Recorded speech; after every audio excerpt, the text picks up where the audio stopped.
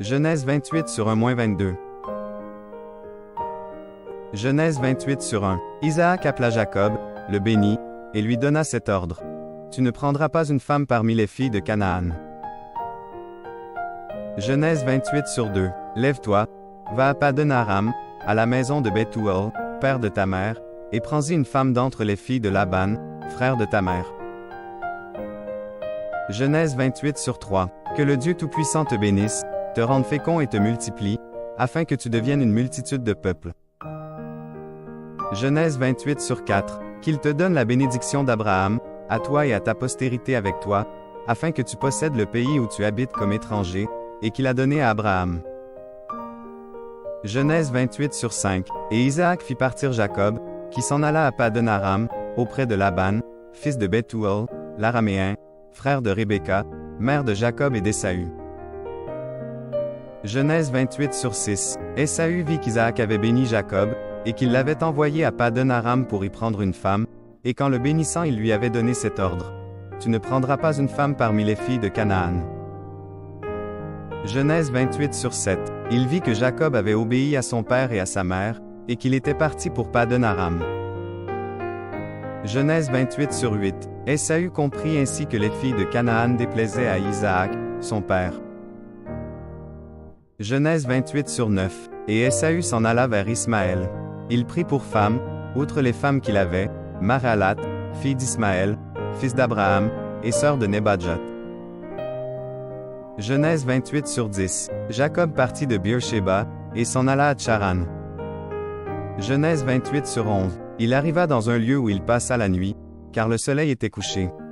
Il y prit une pierre, dont il fit son chevet, et il se coucha dans ce lieu-là. Genèse 28 sur 12. Il eut un songe, et voici, une échelle était appuyée sur la terre, et son sommet touchait au ciel.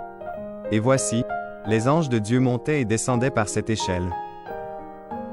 Genèse 28 sur 13. Et voici, l'Éternel se tenait au-dessus d'elle, et il dit, Je suis l'Éternel, le Dieu d'Abraham, ton père, et le Dieu d'Isaac. La terre sur laquelle tu es couché, je la donnerai à toi et à ta postérité.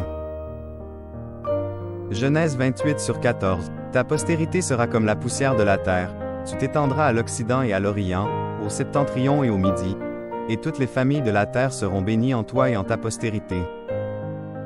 Genèse 28 sur 15. Voici, je suis avec toi, je te garderai partout où tu iras, et je te ramènerai dans ce pays, car je ne t'abandonnerai point, que je n'ai exécuté ce que je te dis. Genèse 28 sur 16. Jacob s'éveilla de son sommeil et il dit, Certainement, l'Éternel est en ce lieu, et moi, je ne le savais pas. Genèse 28 sur 17. Il eut peur, et dit, Que ce lieu est redoutable. C'est ici la maison de Dieu, c'est ici la porte des cieux. Genèse 28 sur 18. Et Jacob se leva de bon matin, il prit la pierre dont il avait fait son chevet, il la dressa pour monument, et il versa de l'huile sur son sommet. Genèse 28 sur 19. Il donna à ce lieu le nom de Béthel, mais la ville s'appelait auparavant Luz. Genèse 28 sur 20. Jacob fit un vœu, en disant, Si Dieu est avec moi et me garde pendant ce voyage que je fais, s'il me donne du pain à manger et des habits pour me vêtir. Genèse 28 sur 21. Et si je retourne en paix à la maison de mon père, alors l'Éternel sera mon Dieu.